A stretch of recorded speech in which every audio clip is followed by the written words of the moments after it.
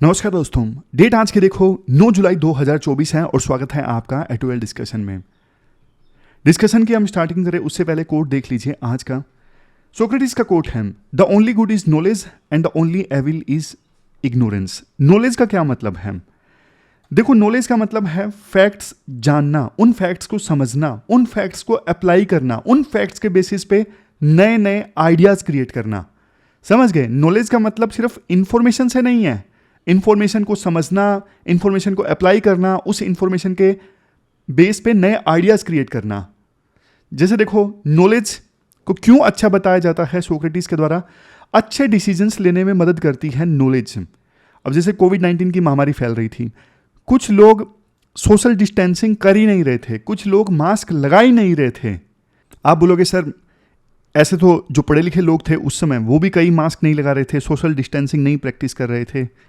हाँ देखो, बात सच है, एक्सेप्शंस आर एवरीवेयर। लेकिन नॉलेज का अगला फायदा इनोवेशन और प्रोग्रेस। सिंपल है, हमारे इसरो साइंटिस्ट की नॉलेज थी जिसकी वजह से चंद्रयान मिशन सक्सेसफुल हुआ। नॉलेज से पर्सनल ग्रोथ आता है। नॉलेज है तो आप अच्छी जगह इन्वेस्टमेंट करोगे। नॉलेज से इंपावरमेंट आता है, जैसे वुमेन एजुकेशन, महिलाओं को इंडिपेंडेंस मिलता है, इक्वलिटी मिलती है। बहुत सारे डायमेंशंस आप लिख सकते हो नॉलेज से क्या फायदा है। लेकिन बात करें इग्नोरेंस की। इग्नोरेंस का क्या मतलब है? देखो, इग्नोरेंस का मतलब सिर्फ ये नहीं है कि चीज़ों को पता नहीं होना। इग्नोरेंस का मतलब है एक तो पता नहीं है, इवन दूसरा देखो जानने की कोशिश भी ना करना। समझ गए? ये सारी चीज़ें, ना पता होना या फिर गलत पता होना, और उससे भी बड़ी बात जानने की कोशिश ना करना, ये इग्नोरेंस है। सोक्रेटिस ने एक बार फेमसली बोला था, मैं जितना ज़्यादा जानता हूं मुझे ये एहसास होता है कि मुझे कितना कम पता है। और आज के समय में तो देखो, 2 किताबें पढ़ी नहीं और अपने आप को यूं मानने लग गए कि अरे मुझे तो सब पता है, तुम मुझे बताओगे वो सेंस आने लगती है।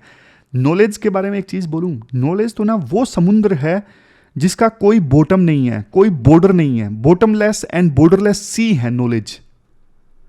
अगर किसी ने थोड़ा बहुत पढ़ भी लिया, 100 किताबें भी पढ़ ली, वो भी एक मुट्ठी के समान है, मुट्ठी में पानी भर लिया उसके समान है। तो जिनके पास में इग्नोरेंस होती है ना, नॉलेज नहीं होती, वो देखो गलत फैसले लेते हैं पर्सनल लाइफ में भी और समाज में भी।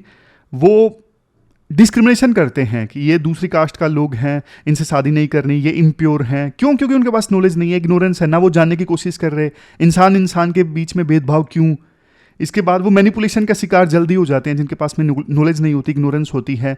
वो फेक न्यूज़ पे जल्दी विश्वास कर लेते हैं, चैलेंज नहीं करते उसे। समझ गए? तो ये सारी चीज़ें हैं। अब आर्टिकल्स की बात करें, आज देखो 3 इश्यूज हम डिटेल से डिस्कस करेंगे। आज द हिंदू में थोड़े कम इंपॉर्टेंट आर्टिकल्स हैं। सबसे पहले आर्टिकल हम डिस्कस करेंगे एक एस्ट्रॉइड एफोसिस जो अर्थ के नज़दीक से गुजरेगा 2029 में। तो डिटेल्ड डिस्कशन इसके बारे में करेंगे। दूसरा आर्टिकल फिर असम में फ्लड्स आती हैं, हर बार आती हैं। पिछली बार असम के मुख्यमंत्री ने बोला था कि हम 50 प्रोजेक्ट्स स्टार्ट कर रहे हैं और अगली बार इतना फ्लड नहीं आएगा।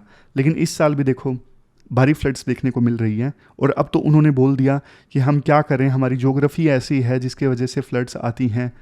देखो, जैसे एग्जांपल देता हूँ, असम में जो गुवाहाटी है ना, कैपिटल है, वो कटोरे की शेप में है। तो सारा जो पानी होता है पहाड़ियों से यहाँ पे आके जमा हो जाता है। इसके अलावा मेघालय में बारिश होती है, पानी आता है गुवाहाटी में, असम में। तो ये कुछ रीजन्स हैं, हम डिटेल से बात करेंगे आर्टिकल में। फिर एक आर्टिकल हम डिस्कस करेंगे पुलिस ऑफिसर्स के लिए नए प्रोविजंस, नए क्रिमिनल लॉज में, इन्वेस्टिगेशन में कुछ बातें जो अब पुलिस को फॉलो करना कंपलसरी है। तो ये जो आर्टिकल है ना, ये केस स्टडी में यूज हो सकता है। तो चलिए डिस्कशन स्टार्ट करते हैं। इसके बाद नेक्स्ट आर्टिकल देखो, ग्लोबल प्लानिटरी डिफेंस एफर्ट्स से संबंधित है। अपने सिलेबस में जीएस पेपर 3 के इस टॉपिक से आर्टिकल को रिलेट कर सकते हो। क्या कंटेस्ट है? देखो, 2029 में ना हमारे अर्थ के करीब से, बहुत करीब से ना, एक एस्ट्रॉइड गुजरेगा जिसका नाम है एपोफिस। एपोफिस अर्थ से टकराएगा नहीं, अर्थ से बहुत ज़्यादा नज़दीक से गुजरेगा। अगर बिल्कुल बेसिक्स को कवर करते हुए चले 10 सेकंड में, एस्ट्रॉइड का मतलब क्या होता है? देखो, एस्ट्रॉइड जो है वो देखो कचरा है, डेब्रीज है। कचरा क्यों बोल रहा हूँ मैं एस्ट्रॉइड्स को? क्योंकि देखो, जब सोलर सिस्टम का फॉर्मेशन हुआ था ना, तो जैसे उस समय देखो कुछ तो प्लैनेट्स बन गए, जैसे अर्थ, मार्स, ये सब। लेकिन कुछ ऐसी बॉडीज जो प्लैनेट्स नहीं बन पाई, ये देखो चट्टानों से बनी हुई बॉडीज हैं, मेटल्स भी हो सकते हैं, अब ये जो एस्ट्रॉइड्स हैं ना, जो प्लेनेट नहीं बन पाए लेकिन स्पेस में अभी मौजूद हैं, और ज़्यादातर जो एस्ट्रॉइड्स हैं ना प्राइमरीली सन के चारों ओर चक्कर लगाते हैं। थोड़ी और काम की इंफॉर्मेशन देखो, ज़्यादातर जो एस्ट्रॉइड्स हैं ना वो मेन एस्ट्रॉइड बेल्ट में पाए जाते हैं। आप बोलोगे सर ये एस्ट्रॉइड बेल्ट कहाँ पे है? ज़्यादातर एस्ट्रॉइड बेल्ट में पाए जाते हैं, और ये एस्ट्रॉइड बेल्ट मार्स और जुपिटर के बीच में है। यहाँ पे मिलियंस और या फिर उससे भी ज़्यादा एस्ट्रॉइड्स हैं। और देखो कुछ जो एस्ट्रॉइड्स होते हैं ना अपने रेगुलर ऑर्बिट से ना भटक जाते हैं। कुछ एस्ट्रॉइड्स अपने रेगुलर ऑर्बिट से भटक जाते हैं और अर्थ के नज़दीक आ जाते हैं। और देखो ऐसे एस्ट्रॉइड्स जो अर्थ के नज़दीक आ जाते हैं उन्हें एनईओ भी बोला जाता है, नियर अर्थ ऑब्जेक्ट्स। जो अर्थ के नज़दीक आ जाते हैं अपने ऑर्बिट से भटक के, ऐसे एस्ट्रॉइड्स को नियर अर्थ ऑब्जेक्ट्स कहा जाता है।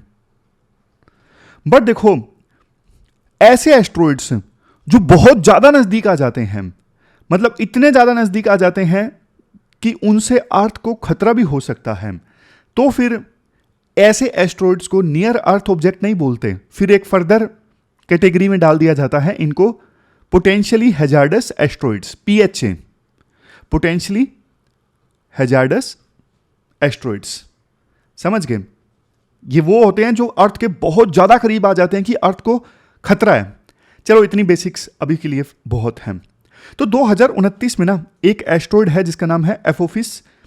ये देखो अर्थ के बहुत ज़्यादा करीब से गुजरेगा, और ये एस्ट्रॉइड कितना बड़ा है? लगभग 370 मीटर बड़ा है, मतलब 3-4 फुटबॉल फील्ड्स जितना बड़ा होगा। अब देखो ये जो एपोफिस एस्ट्रॉइड है ना अर्थ से कितनी दूर से गुजरेगा? 32,000 किलोमीटर से गुजरेगा। 32,000 किलोमीटर। मैं आपको कंटेक्स्ट के लिए बता दूं, अर्थ की मून से जो दूरी है ना वो कितनी है? वो है 3,84,000 किलोमीटर। तो रियल में ये बहुत नजदीक से गुजरेगा। अर्थ से हमारी दूरी 3,84,000 किलोमीटर और ये गुजरेगा 32,000 किलोमीटर से। लेकिन देखो डरने की बात नहीं है, ये एस्ट्रॉइड ना अर्थ से नहीं टकराने वाला है। फिर भी साइंटिस्ट जो है, दुनिया भर के साइंटिस्ट क्लोजली मॉनिटर करेंगे। क्यों मॉनिटर करेंगे? ताकि देखो फ्यूचर में अगर कोई खतरनाक एस्ट्रॉइड अर्थ की तरफ आए तो उससे हम कैसे डील करेंगे, ये सीखने के लिए साइंटिस्ट जो है इस अपोफिस एस्ट्रॉइड को स्टडी करेंगे। अब क्वेश्चन देखो ये उठता है, हमारी स्पेस एजेंसी इसरो यानी इंडियन स्पेस रिसर्च ऑर्गेनाइजेशन, इसका क्या रोल है इस मिशन में, इस अपोफिस एस्ट्रॉइड को स्टडी करने के मिशन में? देखो इसरो ना इस अपोफिस मिशन में पार्टिसिपेट करेगा। इसके लिए वो नासा यूएस की स्पेस एजेंसी है, या यूरोपियन स्पेस एजेंसी है, या फिर जाक्सा जापान की स्पेस एजेंसी है, इनके साथ में कोलैबोरेट करेगा। कैसे कोलैबोरेट करेगा? इसरो देखो अपने साइंटिफिक इंस्ट्रूमेंट्स कंट्रीब्यूट कर सकता है।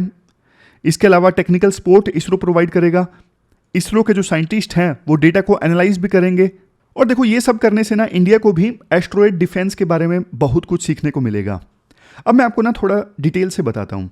2022 में ना नासा ने एक बहुत इंपॉर्टेंट मिशन लॉन्च किया था, डार्ट मिशन, DART, पूरा नाम double asteroid redirection test, double asteroid redirection test. इस मिशन का टारगेट क्या था? यूएस ने जो ये मिशन लॉन्च किया था 2022 में, इसका टारगेट क्या था? इसका टारगेट था एक छोटा सा एस्ट्रॉइड जिसका नाम था डीमोर्फस एस्ट्रॉइड टारगेट था इस मिशन का। एक्चुअली देखो ये जो डीमोर्फस एस्ट्रॉइड था ना ये भी अर्थ के लिए खतरनाक नहीं था, लेकिन फिर भी नासा ने ना 2022 में इस एस्ट्रॉइड के साथ में ना एक टेस्ट परफॉर्म किया था। ये जो एस्ट्रॉइड था ना डिमोर्फस, ये सूर्य के चारों ओर चक्कर नहीं काट रहा था। ये एक बड़े एस्ट्रॉइड जिसका नाम था डिडिमोस, बड़े एस्ट्रॉइड के चारों ओर चक्कर काट रहा था, और उस बड़े एस्ट्रॉइड का नाम था डिडिमोस। तो नासा ने क्या किया? नासा को देखो अपना टेस्ट परफॉर्म करना था, तो ये छोटा एस्ट्रॉइड डिमोर्फस जब अर्थ के नज़दीक आया ना तो नासा ने एक स्पेसक्राफ्ट भेजा स्पेस में, और उस स्पेसक्राफ्ट को टकरवा दिया इस डिमोर्फस एस्ट्रॉइड से। समझ गए? ये छोटा एस्ट्रॉइड अर्थ के नज़दीक आ रहा था, तो नासा ने अपना एक स्पेसक्राफ्ट भेजा और स्पेसक्राफ्ट को टक्कर करवा दिया इस छोटे एस्ट्रॉइड से। रिजल्ट क्या निकला? रिजल्ट देखो ये निकला, टक्कर होने से ये जो छोटा एस्ट्रॉइड था ना डिमोर्फस, इसका ऑर्बिट ना थोड़ा सा चेंज हो गया, और देखो ये पहली बार था जब ह्यूमंस ने ना किसी एस्ट्रॉयड का रास्ता बदल दिया हो। इस मिशन से हमें यह पता चला, अरे हम तो एस्ट्रॉयड्स को रीडायरेक्ट भी कर सकते हैं, उनका पाथ चेंज कर सकते हैं। तो ये जो टेक्नोलॉजी है ना, फ्यूचर में अर्थ को बचाने में बहुत मददगार साबित होगी। अब सोचो, अगर देखो फ्यूचर में कोई खतरनाक एस्ट्रॉयड है, अर्थ की तरफ आगे बढ़ रहा है, तो हम ऐसे ही उसका पाथ चेंज कर सकते हैं, जैसा कि 2022 में यूएसए ने टेस्ट परफॉर्म किया। लेकिन देखो ये इतना इजी नहीं है, थोड़े चैलेंजेस होते हैं। जैसे सबसे पहले एस्ट्रॉयड्स को डिटेक्ट करना, ये पता लगाना कि एस्ट्रॉयड कितना बड़ा है, उसका कंपोजिशन क्या है, चट्टाने तो हैं, कौन सा मेटल है। इसके बाद उस एस्ट्रॉयड के रास्ते को प्रिसाइजली प्रिडिक्ट करना, क्या रास्ता अपना रहा है वो एस्ट्रॉयड। इसके बाद सबसे लास्ट में, और क्या ऑप्शन एक्सप्लोर किया जाएगा उस एस्ट्रॉयड के रास्ते को चेंज करने के लिए, क्योंकि ऑप्शन तो देखो एक नहीं है, 3-4 हैं। 3-4 ऑप्शंस कौन से हैं एस्ट्रॉयड का रास्ता चेंज करने के लिए, वो मैं आपको बताऊंगा। लेकिन देखो एक बात है, यही सारे जो चैलेंजेस हैं ना एस्ट्रॉयड से डील करने के लिए, दुनिया भर के जो साइंटिस्ट हैं ना मिल के काम कर रहे हैं, और ये असली ग्लोबल कोऑपरेशन है। चलो आपको ना एक और किस्सा बताता हूं, मतलब जिसे साइंटिफिक कम्युनिटी मानती है। 66 मिलियन ईयर्स पहले एक बड़ा सा एस्ट्रॉयड अर्थ से टकरा गया था। उस एस्ट्रॉयड का साइज था 10 से लेके 15 किलोमीटर के बीच में। सोच के देखो कितना बड़ा एस्ट्रॉयड था। कब की बात है? 66 मिलियन ईयर्स पहले की। और अर्थ पर कहां वो टकराया था, कौन से देश में, आज के हिसाब से देखें तो कौन से देश में टकराया था? ये देखो मैक्सिको में ना, मैक्सिको में युकाटान एक पेनिनसुला है, युकाटान, वहां पे टकराया था। और आज के समय में ना इस जगह को जहां पे वो एस्ट्रॉयड टकराया था उसे चिक्सुलूब नाम से जानते हैं। चिक्सुलूब क्रेटर है, वहां पे बहुत बड़ा खड्डा बना हुआ है। देखो एस्ट्रॉयड जब टकराया था ना, इंपैक्ट इतना जबरदस्त था कि पूरी धरती पर इसका असर हुआ। बड़े बड़े जंगल्स जल गए, सुनामी आई, एटमॉस्फेयर में धूल भर गई। कई महीनों तक, सालों तक धूल इतनी ज़्यादा थी कि सूरज की रोशनी जमीन तक पहुंच ही नहीं पा रही थी, और इससे ग्लोबल कूलिंग हुआ। आज के समय में हम ग्लोबल वार्मिंग की बात करते हैं, लेकिन उस समय एस्ट्रॉयड के टकराने के बाद जो धूल वगैरह जमा हो गई ना बहुत सारे समय तक, तो इसकी वजह से ग्लोबल कूलिंग हो गई, क्योंकि सूर्य की किरणें धरती तक नहीं पहुंच पा रही थी और धरती बहुत ज़्यादा ठंडी हो गई। प्लांट्स और एनिमल्स के लिए खाना मिलना बहुत ज़्यादा मुश्किल हो गया था, और बहुत सारे स्पीसीज उस समय मर गए, सबसे इंपॉर्टेंट जिसमें डायनासोर्स। तो ये मैंने आपको एग्जाम्पल दिया कि एक एस्ट्रॉयड किस प्रकार से तबाही मचा सकता है, धरती पर क्या असर डाल सकता है। इसी वजह से जो ह्यूमन बींग्स है ना, एस्ट्रॉयड्स जो धरती के नज़दीक आते हैं, उन एस्ट्रॉयड्स को ह्यूमन बींग्स काफ़ी ज़्यादा सीरियस लेते हैं। इनको हम ऑब्जर्व करते रहते हैं। आज के समय में धरती पर ग्राउंड बेस्ड टेलीस्कोप्स हैं, ग्राउंड बेस्ड दूरबीन है, जिनसे हम इन एस्ट्रॉयड्स को ऑब्जर्व करते रहते हैं। स्पेस बेस्ड ऑब्जर्वेटरीज हैं, स्पेस में भी इन एस्ट्रॉयड्स को ऑब्जर्व करने के लिए साइंटिस्ट ने कुछ ऑब्जर्वेटरीज लगा के रखी हैं। इवन रडार सिस्टम है जिनकी सहायता से हम इन्हें ऑब्जर्व करते रहते हैं। और देखो पता लगता है कि कोई एस्ट्रॉयड धरती से टकराने वाला है, तो हमारे पास में 3 ऑप्शंस हैं। सबसे पहले देखो काइनेटिक इम्पैक्ट।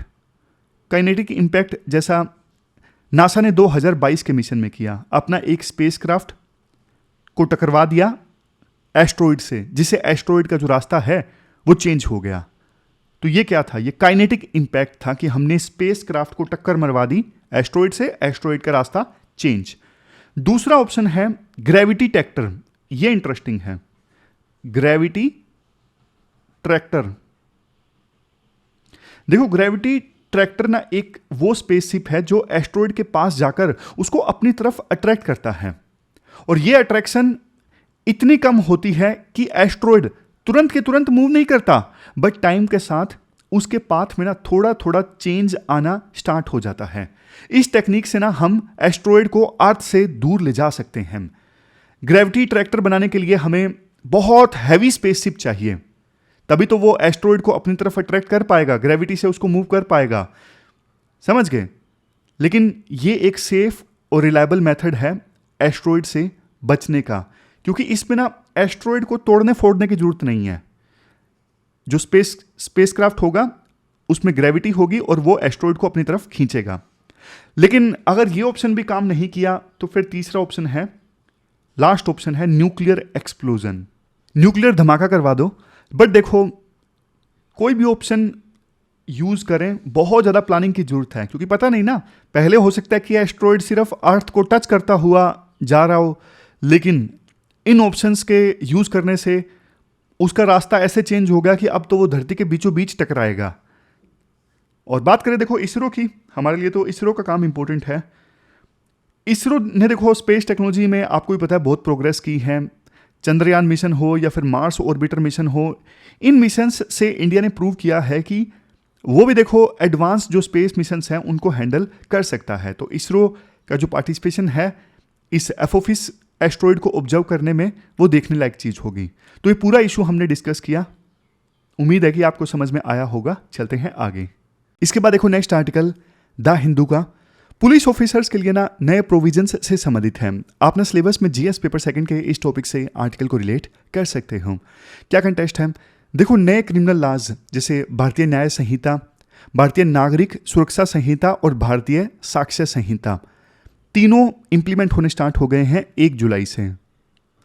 तो अब ना bureau of police research and development यानी BPRD, इन्होंने ना पुलिस ऑफिसर्स के लिए एसओपीज इशू की हैं। एसओपीज मतलब स्टैंडर्ड ऑपरेटिंग प्रोसीजर्स, कैसे आपको जांच करनी है, जांच करते वक्त आपको कौन से रूल्स को फॉलो करना है। तो ये एसओपीज रिलीज की गई है bureau of police research and development के द्वारा, ताकि पुलिस ऑफिसर्स नए जो कानून है ना उनके तहत जांच कर सकें।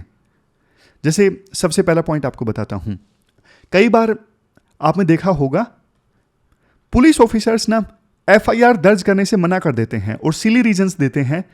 सिली रीजंस जैसे कि देखो, ये हमारी ज्यूरिडिक्शन में नहीं आता जहां पे क्राइम हुआ है, या फिर डिस्प्यूटेड ज्यूरिडिक्शन है, तो ना लौटा देते हैं पुलिस ऑफिसर्स विक्टिम्स को। कुछ पुलिस ऑफिसर्स की सोच देखो ऐसी होती है कि यार हम एफआईआर करेंगे, हमारे ऊपर बर्डन आएगा।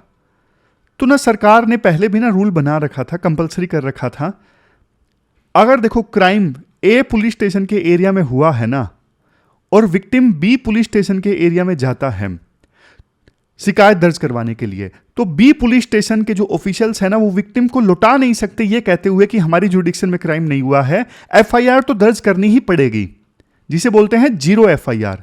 चाहे जुडिक्शन अलग हो तो भी बी पुलिस स्टेशन एफआईआर दर्ज करेगा और एफआईआर ट्रांसफर कर देगा ए पुलिस स्टेशन में।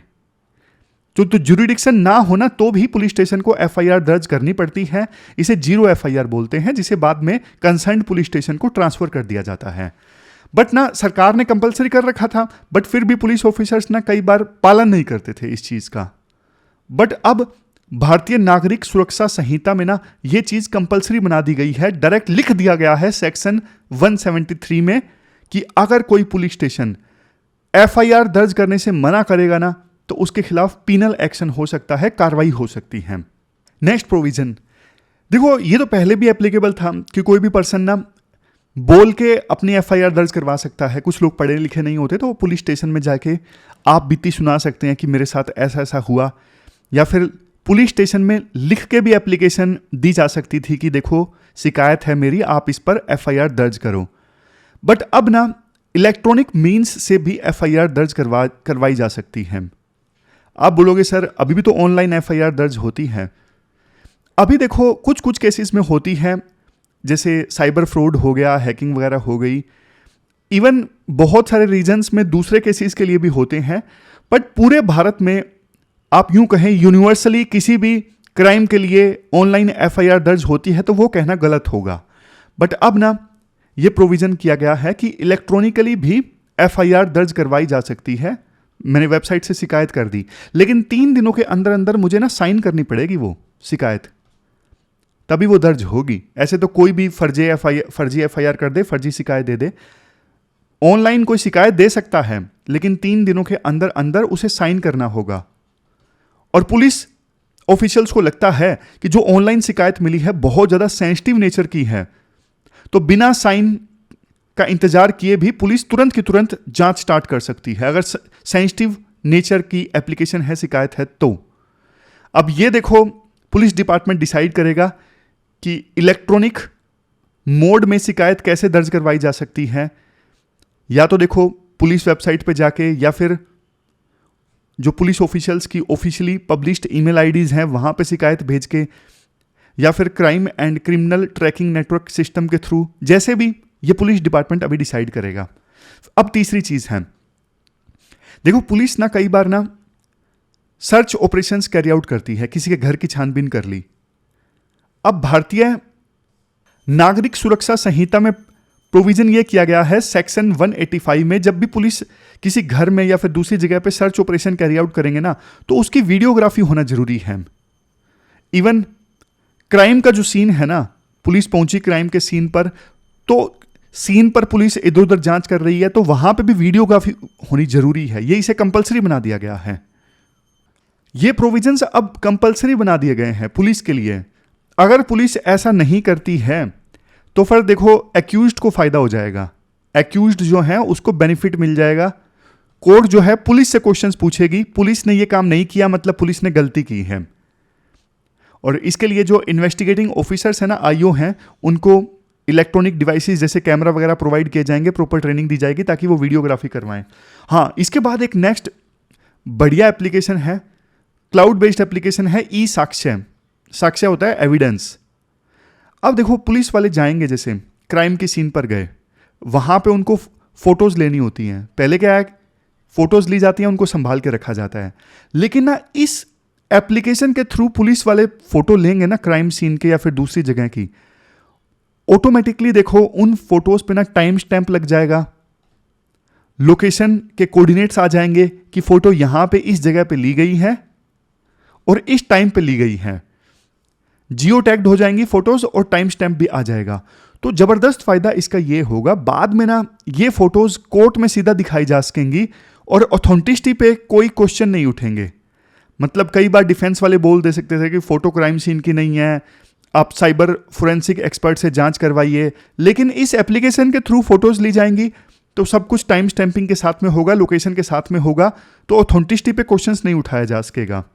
फिर देखो कई बार ना एक दिक्कत यह आती थी, पुलिस ना किसी को अरेस्ट कर लेती थी और जब उस पर्सन के फैमिली मेंबर्स पुलिस स्टेशन जाते पता करने के लिए कि आपने अरेस्ट क्यों किया है, तो पुलिस वाले ना भगा देते थे, हमने अरेस्ट किया ही नहीं, झूठ बोल देते थे।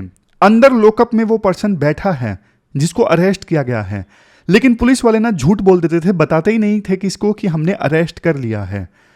तो इस चीज से निपटने के लिए ना अब एक चीज कंपलसरी कर दी गई है, BNSS भारतीय नागरिक सुरक्षा संहिता में सेक्शन 37 में हर एक पुलिस स्टेशन में ना पुलिस ऑफिसर को, जो ASI या फिर ASI से बड़े ऑफिसर्स हैं, उनको ना जो भी पर्सन अरेस्ट किए गए हैं ना, उनकी इंफॉर्मेशन मेंटेन करनी पड़ेगी और वो इंफॉर्मेशन डिस्प्ले करनी पड़ेगी पुलिस स्टेशन के बाहर।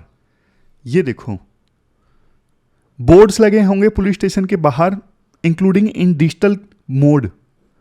इन डिजिटल मोड में जो बोर्ड्स होंगे ना, उस पे वो सारे नाम्स होंगे, उनके एड्रेस होंगे, नेचर ऑफ ऑफेंस कैसा अपराध किया है, वो पुलिस स्टेशन के बाहर दिखाए जाएंगे ताकि पता हो पुलिस किसको अरेस्ट करके ले गई है, किस अपराध के लिए ले गई है, उसका एड्रेस क्या है। ये अच्छी चीज है। देखो पुलिस टॉर्चर नहीं कर सकेगी, पहले बहुत टॉर्चर कर देती थी, कई बारी कई केसेस में बताते ही नहीं थे अरेस्ट कर लिया, लेकिन अब पुलिस स्टेशन के बाहर डिजिटल मोड होगा, डिजिटल बोर्ड होगा, उस पर बताया जाएगा कि इन पर्सन्स को गिरफ्तार किया है इन अपराधों के लिए। फिर देखो जो बूढ़े लोग या फिर बीमार लोग हैं ना, उनको अरेस्ट करने के लिए थोड़ी रिस्ट्रिक्शंस लगा दी गई हैं। जैसे वो बूढ़े लोग जिनको ऐसे अपराधों में गिरफ्तार किया जा रहा है जिसमें ना सजा 3 साल से कम की हो सकती है, मतलब ज्यादा बड़े क्राइम्स नहीं है, तो सेक्शन 35 क्लोज 7 ये कहता है DSP या फिर DSP से जो बड़े अधिकारी हैं ना, उनकी परमिशन लेना जरूरी है ऐसे केसेस में जब एक्यूज्ड एल्डर्स हैं, मतलब उनकी एज 60 या फिर उससे अधिक है, या फिर एक्यूज्ड बीमार हैं। तो फिर ना पुलिस वालों को उनको गिरफ्तार करने के लिए DSP या फिर उनसे बड़े अधिकारियों की परमिशन लेनी होगी। अब बात करते हैं हथकड़ी की। हाथ बांध के कई बार पुलिस वाले ले जाते हैं। तो सुप्रीम कोर्ट ने भी इस पे अपना वर्डिक्ट दिया हुआ है कि आप ना रेयर केसेस में हथकड़ी वगैरह लगाइए, जब आपको लगता है कि एक्यूज्ड भाग जाएगा, खतरा है, तभी आप हथकड़ी लगाइए, अदरवाइज मत लगाइए, या फिर खुद को कोई एक्यूज जो है नुकसान पहुंचा सकता है। और अब ना ये चीज़ भारतीय नागरिक न्याय संहिता में भी, भारतीय नागरिक सुरक्षा संहिता में भी मेंशन कर दी गई है कि कुछ ही प्रोविजंस में हैंडकफ्स का यूज कर सकते हैं आईओ, लेकिन बहुत सोच समझ के, जरूरत हो तभी। अब मेडिकल एग्जामिनेशन की बात है। देखो, रेप का कोई विक्टिम है, अब उसका मेडिकल एग्जामिनेशन होना है, तो जो डॉक्टर है ना, यानी रजिस्टर्ड मेडिकल प्रैक्टिशनर, उसको ना मेडिकल एग्जामिनेशन करके जो रिपोर्ट है ना आईओ को देनी होगी 7 दिनों के अंदर अंदर। फिर आईओ यानी इन्वेस्टिगेशन ऑफिसर उस रिपोर्ट को भेज देंगे कंसर्न मजिस्ट्रेट को। और इसके लिए डॉक्टर्स को भी सेंसिटाइज करना जरूरी है कि रेप का विक्टिम है, 7 दिनों के अंदर अंदर आप रिपोर्ट दे दो इन्वेस्टिगेशन ऑफिसर को, बाद में वो मजिस्ट्रेट को भेजेंगे। इसके बाद नेक्स्ट प्रोविजन, देखो जो पोस्को वाले केसेस होते हैं ना, जिसमें विक्टिम बच्चे होते हैं, तो ऐसे केसेस की इन्वेस्टिगेशन ना 2 महीनों के अंदर अंदर कंप्लीट करनी है। पहले ना ये प्रोविजन सिर्फ आईपीसी में रेप केसेस के लिए था, रेप केसेस की जो इन्वेस्टिगेशन 2 महीने के अंदर कंप्लीट करनी होती थी, बट अब पोक्सो में दूसरे भी केसेस हैं ना, जैसे पोक्सो में सिर्फ रेप के केसेस नहीं होते ना, दूसरे केसेस भी होते हैं, जैसे बच्चों को गलत इंटेंशन के साथ में फिजिकली टच वगैरह किया। नेक्स्ट प्रोविजन ज़्यादा इंपॉर्टेंट नहीं है, सेक्शन 193(3)H, जो इन्वेस्टिगेशन ऑफिसर्स हैं ना, उनको सारे इलेक्ट्रॉनिक डिवाइसेस की कस्टडी बढ़िया से सिक्योर करके रखनी है, पूरी चैन मेंटेन करनी है, क्योंकि इलेक्ट्रॉनिक एविडेंस की इंपॉर्टेंस काफ़ी ज़्यादा है आज के समय में। तो कुल मिला के देखो, ये सारे प्रोविजंस थे जो पुलिस ऑफिसर्स को एसओपीज दी गई हैं नए क्रिमिनल लॉज के अकॉर्डिंग। तो अब ना ये केस स्टडी में यूज़ हो सकते हैं एथिक्स में, इसलिए मैंने आपको बता दिया। अब चलते हैं अगले आर्टिकल की तरफ। पूर्ण आर्टिकल असम में हर साल आने वाली फ्लड्स से संबंधित हैं। आप जीएस पेपर 3 के इस टॉपिक से आर्टिकल को रिलेट कर सकते हो। क्या कंटेस्ट है? देखो, असम में हर साल बाढ़ आती है, जिसकी वजह से बहुत नुकसान होता है। नुकसान किस किस चीज़ का होता है वो आगे डिटेल से आएगा, लेकिन फ्यू कीवर्ड्स में अगर मैं समराइज करूं, प्रॉपर्टी का नुकसान होता है, बहुत से एनिमल्स मारे जाते हैं, पब्लिक ट्रांसपोर्ट जो है वो रुक जाता है क्योंकि ट्रैक्स जो हैं वो बिल्कुल सबमर्ज हो जाते हैं, सिर्फ बोट चलती है, फसलें तबाह हो जाती हैं, जनजीवन बुरी तरह से प्रभावित होता है। लेकिन देखो, क्वेश्चन ये उठता है कि ब्रह्मपुत्र वैली में हर साल बाढ़ आखिरकार आती क्यों है? ये डिस्कस करना देखो इसलिए भी जरूरी है क्योंकि फ्लड्स की जो इंटेंसिटी है ना, पिछले कुछ सालों में वो इंक्रीज होती जा रही है। मतलब हर साल फ्लड और ज़्यादा तबाही मचाती आ रही है। तो अब जरूरी हो गया है कि सरकार ठोस कदम उठाए। सरकार ठोस कदम देखो तभी उठा सकेगी जब रीजन्स पता होगा कि हाँ ये रीजन्स हैं और अब कुछ करना है। तो बेसिक्स से हम इस आर्टिकल को डिस्कस करना स्टार्ट करते हैं। फ्लड का क्या मतलब होता है? फ्लड का सिंपल मतलब देखो ये होता है, जैसे नदी है, नदी की पानी की कैपेसिटी से ज़्यादा अगर नदी में पानी आ जाएगा, फॉर एग्जाम्पल नदी में पानी को एकोमोडेट करने की कैपेसिटी है 4 यूनिट, लेकिन पानी ज़्यादा है, 5 यूनिट है, तो पानी कहाँ जाएगा? नदी के बाहर जाएगा। बाहर के जो एरिया हैं वो सबमर्ज होने लगेंगे, बाढ़ आ जाएगी। 3 रीजन्स की वजह से बाढ़ आती है। या तो एकदम से बारिश आ जाए बहुत ज़्यादा, मतलब 2 घंटे के अंदर अंदर इतनी ज़्यादा बारिश आ गई कि पानी जो है आगे फ्लो ही नहीं कर सका आगे नदी के अंदर, और वो पानी की एम्बैंकमेंट को पार करके बाहर आ गया। दूसरा रीज़न ये हो सकता है कि बारिश जो है वो धीरे धीरे आ रही है, धीरे धीरे लेकिन लगातार आए जा रही है, तो आगे भी पूरी नदी में कैपेसिटी नहीं है पानी को एकोमोडेट करने की, तो जाहिर तौर पर पानी बाहर आएगा। इसमें देखो वो रीजन भी शामिल है कि ग्लेशियर्स के मेल्ट होने से नदी में पानी का जो लेवल है वो धीरे धीरे बढ़ता जाता है। हिमालय से फॉर एग्जाम्पल नदी निकलती है, वहां पे ग्लेशियर्स मेल्ट हो रहे हैं, तो शुरू से ही बर्फ अगर पिघलेगी तो पानी आएगा नदी में, और धीरे धीरे पानी का जो लेवल है वो नदी में इंक्रीज होता जाएगा। उसके बाद लास्ट में है कोस्टल फ्लड्स। जैसे देखो कोई साइक्लोन आ गया, साइक्लोन की वजह से सुनामी आ गई तो पानी आपने देखा होगा, जैसे 2004 में सुनामी लहरें आई थी, पानी एकदम से कोस्ट से बाहर आता है और भारी तबाही मचाता है। तो ये मेनली 3 रीजन्स हैं जिसकी वजह से फ्लड्स आती हैं। इसके बाद अब हम स्पेसिफिकली बात करते हैं असम की। असम में हर साल बाढ़ क्यों आती है? देखो, असम जो है ना वो हिमालयस के फुट हिल्स में है। फॉर एग्जाम्पल ये हिमालयस हैं, यहाँ पे असम है, और यहाँ पर दो इंपॉर्टेंट वैलीज हैं, एक ब्रह्मपुत्र वैली और एक बराक वैली। रिवर्स के नाम पर इन वैलीज के नाम हैं। बात करें ब्रह्मपुत्र की, ये देखो असम से होके गुजरती है और टोटल लेंथ है ब्रह्मपुत्र रिवर की असम में 650 किलोमीटर और एवरेज जो विड्थ है वो है 5.46 किलोमीटर। मतलब चौड़ाई जो है रिवर की वो एवरेज है 5.46 किलोमीटर। तो ये मुख्य रिवर है असम में जो फ्लड प्लेन्स बनाती हैं। चूंकि देखो ये हिमालय से निकलती हैं, कैलाश रेंज से निकलती हैं, तो आते आते हिमालय से आते आते रिवर में बहुत सारे ना सेंडिमेंट्स आ जाते हैं। जैसे पहाड़ को काट के निकली तो मिट्टी जो पहाड़ से निकली, पत्थर जो पहाड़ से निकले, वो सारे रिवर्स के साथ जुड़ जाएंगे और रिवर्स के साथ साथ आगे चलते रहेंगे। अब जब तक देखो पहाड़ों में रिवर चल रही है तो ग्रेविटी के हिसाब से फोर्स ज़्यादा है, ये भारी भरकम मिट्टी, पत्थर, कंकड़, चट्टाने लेके रिवर आगे बढ़ती रहती है।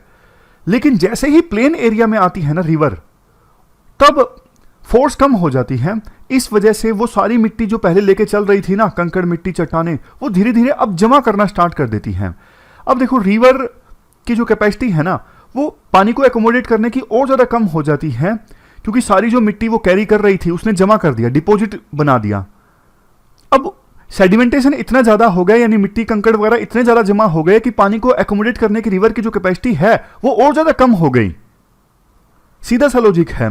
बिगिनर्स को बताऊं एक एग्जांपल की सहायता से। मान लीजिए गिलास है, गिलास में पानी आता है 1 लीटर, लेकिन अगर आप इसमें थोड़े कंकड़ डाल दोगे, जैसे वो कौवा वाली कहानी आपने सुनी होगी, तो पानी ऊपर आ जाएगा, गिलास की जो कैपेसिटी है वो कम हो जाएगी, पानी बाहर आ जाएगा। अगर फुल पानी था पहले, अगर आप पत्थर डालोगे, तो उसी प्रकार से रिवर के साथ होता है। गर्मियों में ये ज़्यादा इसलिए होता है क्योंकि गर्मियों में ग्लेशियर्स पिघलते हैं, तो शुरू से नदी ज़्यादा पानी लेके चलती है और ज़्यादा पानी लेके चलेगी तो सोइल ज़्यादा इरोड करेगी। पहाड़ों में सोइल ज़्यादा इरोड करेगी तो ये जो सेडिमेंटेशन है ज़्यादा कैरी करेगी, ज़्यादा डिपॉजिट करेगी, इसलिए गर्मियों में ये फेनोमेनन और भी ज़्यादा इंटेंस हो जाता है। इसके अलावा देखो गर्मियों में आपको पता है मानसून भी काफ़ी ज़्यादा इंटेंस आता है नॉर्थ ईस्ट में, और चेरापूंजी में तो सबसे ज़्यादा बारिश होती है। चेरापूंजी हालांकि असम में नहीं है, मेघालय में है, लेकिन मेघालय और असम दूर नहीं है ना, पड़ोसी राज्य हैं। Water resources ministry of Assam का कहना है असम में ब्रह्मपुत्र बेसिन एरिया में 85% जो बारिश होती है ना, वो तो मानसून के मंथ्स में ही हो जाती है। बाकी बचे हुए महीनों में तो सिर्फ 15% बारिश होती है। इसके अलावा अप्रैल मई में काफ़ी थंडरस्टॉर्म भी आते हैं। ऑलरेडी जब देखो सोयल सैचुरेट हो, उसके बाद में थंडरस्टॉर्म एक्टिविटी की वजह से हैवी रेन आए, तो फिर सोयल की भी जो कैपेसिटी है ना पानी को एब्जॉर्ब करने की, वो कम हो जाती है। ऐसी सिचुएशन में फिर क्या होगा? ऐसी सिचुएशन में पानी अब नदी से बाहर आने लगेगा। बाहर आने लगेगा तो कई किलोमीटर्स तक फैल जाएगा, बहुत सारा एरिया सबमर्ज हो जाएगा। अब ऐसी सिचुएशन में फिर लोगों की इंटरनल डिस्प्लेसमेंट स्टार्ट हो जाती है। आप क्या कर सकते हो कि नदी से पानी बाहर ना आए, आप ना एम्बैंकमेंट बना सकते हो इस प्रकार के। ये देखो एम्बैंकमेंट मतलब एक दीवार टाइप का स्ट्रक्चर नदी के किनारे आप जो देखते हो, ताकि ये इंश्योर करने के लिए नदी का पानी बाहर ना आए। अब देखो एम्बैंकमेंट्स ना ब्रह्मपुत्र रिवर के आसपास काफी बने हुए हैं, 1960s से ही बनाए गए थे फ्लड्स को कंट्रोल करने के लिए, लेकिन आज 60 साल हो गए। इनमें से ज्यादातर ये जो दीवारें हैं ना नदी के किनारे पर एम्बैंकमेंट्स हैं, वो अब कमजोर हो चुकी हैं, काफी बैड कंडीशन में है। वो भी नदी का पानी जो है वो उन्हें बहा के ले जाता है, पानी को रोक नहीं पाता बाहर आने से, बल्कि पानी के साथ बह जाती हैं ये दीवारें भी। इसके अलावा देखो वैसे कुछ और रीजंस भी हैं जिसकी वजह से फ्लड्स आती हैं। पॉपुलेशन डेंसिटी काफ़ी ज़्यादा इंक्रीज हो गई है असम में। 1940-41 में तो सिर्फ 9 से लेकर 29 पीपल पर स्क्वायर किलोमीटर थी, लेकिन 2011 के सेंसस के अनुसार बढ़ के हो चुकी है 398 पर स्क्वायर किलोमीटर। इतनी ज़्यादा पॉपुलेशन अगर बढ़ेगी तो स्टेट की इकोलॉजी पे तो असर पड़ेगा ना। डिफोरेस्टेशन काफ़ी ज़्यादा हुआ है, पेड़ जो है वो मिट्टी को जकड़ लेते हैं, मजबूत बनाते हैं। पहाड़ों में अगर ज़्यादा पेड़ होंगे तो मिट्टी ज़्यादा इरोड नहीं होगी, सोइल इरोजन कम होगा। हिल्स काटी गई हैं रास्ते बनाने के लिए, इंक्रोचमेंट काफ़ी हुआ है, वेटलैंड्स का डिस्ट्रक्शन हुआ है, जिसकी वजह से भी फ्लड कंडीशन जो है वो इंटेंस हो जाती है। आने वाले समय में तो देखो क्लाइमेट चेंज हो रहा है, आपको पता है, रेनफॉल और भी ज़्यादा एक्सट्रीम होने वाला है, ग्लेशियर्स काफ़ी तेज़ी से पिघल रहे हैं। तो ये सब चिंता की बातें हैं कि आने वाले समय में असम में जो बाढ़ है वो और ज़्यादा आएंगी, ये काफ़ी चिंता की बात है। तो ये तो हमने देखो मुख्य रीजन्स की बात की। मिसलेनियस में कुछ अदर फैक्टर्स के बारे में भी आप लिख सकते हो, जैसे असम में ड्रेनेज सिस्टम अच्छा नहीं है पानी की निकासी के लिए, अर्बन ग्रोथ जो हो रही है बहुत अनप्लान तरीके से हो रही है, अंधाधुंध डैम्स को और हाइड्रो प्रोजेक्ट्स को कंस्ट्रक्ट किया जा रहा है, तो ये भी कुछ एक्स्ट्रा रीजंस हैं। एक चीज यहां पे डिसएडवांटेज तो काफी आपको पता है, जैसा शुरुआत में भी मैंने आपको बताया बहुत से एनिमल्स मारे जाते हैं। अगर देखो एनिमल्स की स्पेसिफिकली आपको थोड़ा सा डिटेल से बताऊं ना, जैसे लो लाइंग एरिया में फ्लड आएगी for example Kaziranga national park में, तो फिर ये जो एनिमल्स है ना वो हाई लाइंग एरिया की तरफ भागते हैं अपनी जान बचाने के लिए। For example Karbi Anglong hills में तो रास्ते में फिर हाईवेज भी आएंगे, जैसे NH-37 एकदम से हाईवेज आएंगे तो एनिमल्स की जान चली जाती है टकरा के व्हीकल से। और बहुत बार जो पोचर्स होते हैं यानी शिकारी, वो एनिमल्स की वल्नरेबिलिटी का फायदा उठाते हैं। उन्हें पता है कि अब बाढ़ आ चुकी है, एनिमल्स इस तरफ जा रहे हैं, तो उनके लिए शिकार करना आसान हो जाता है। पब्लिक ट्रांसपोर्ट इस प्रकार से ध्वस्त हो जाता है, सिर्फ बोट चलती हैं, मछुआरे मछली नहीं पकड़ पाते इसलिए बोट चलाने लगते हैं। कहने का पॉइंट है ट्रांसपोर्ट सिस्टम पूरा ध्वस्त हो जाता है, काफी एक्सपेंसिव पड़ती है बोट तो 100 मीटर आगे जाने के लिए 100 रुपए। तो ये डिसएडवांटेजेस तो आपको बहुत पता है बाढ़ के क्या होते हैं, लेकिन अगर एडवांटेजेस यूपीएससी पूछे तो 2-3 एडवांटेजेस भी आप लिख सकते हो थोड़े लो प्रोफाइल में, मतलब हल्के फुल्के एडवांटेजेस। जैसे कि देखो ऐसी सिचुएशन में ना फिशेस काफी प्रोड्यूस होती हैं और फ्लड प्लेन इकोसिस्टम रिजुविनेट हो जाता है, यानी पानी रिचार्ज हो जाता है। इसके अलावा सोइल थोड़ी फर्टाइल हो जाती है, तो ये कुछ एडवांटेजेस आप लिख सकते हो। अब लास्ट में बात करते हैं क्या करना चाहिए फ्लड्स को रोकने के लिए। सबसे पहले देखो ज़्यादा अच्छा क्रेडिबल इंफॉर्मेशन सिस्टम होना चाहिए, जैसे जो अथॉरिटीज़ हैं बताती हैं कि फ्लड आ सकती हैं वो अच्छे से बताएं, ताकि लोकल लेवल पे अथॉरिटीज़ भी तैयार हो सकें, रेजिडेंट्स को भी अलर्ट किया जा सके कि बाढ़ आने वाली है, आप चले जाइए या फिर पहले से तैयारी करके रखिए जो भी है। दूसरा, काजीरंगा को प्रोटेक्ट करना जरूरी है। देखो काजीरंगा नेशनल पार्क जो है बहुत ही ज़्यादा इंपॉर्टेंट है अगर इकोलॉजी के हिसाब से देखें, और नेशनल पार्क का मतलब सिर्फ पेड़ पौधे नहीं होता, जो भी वाइल्ड लाइफ वहाँ पे मौजूद है। तो बाढ़ जब आती है काजीरंगा नेशनल पार्क में, एनिमल्स के लिए एक प्रॉपर कॉरिडोर तैयार करना कि वो नेशनल हाईवे को क्रॉस कर सकें बिना टकराए व्हीकल से, बिना जान गंवाए, ऐसी ऐसी छोटी छोटी चीज़ों पर ध्यान देना जरूरी है। इसके अलावा एक और सजेशन जो दिया जाता है वो है स्लूस गेट्स कंस्ट्रक्ट करना। स्लूस गेट्स ये नदी के ऊपर होते हैं और इससे ना पानी का लेवल कंट्रोल किया जा सकता है। ये जितने ज़्यादा गेट होंगे उतना ही पानी का लेवल जो है वो अच्छे से रेगुलेट किया जा सकता है रिवर में।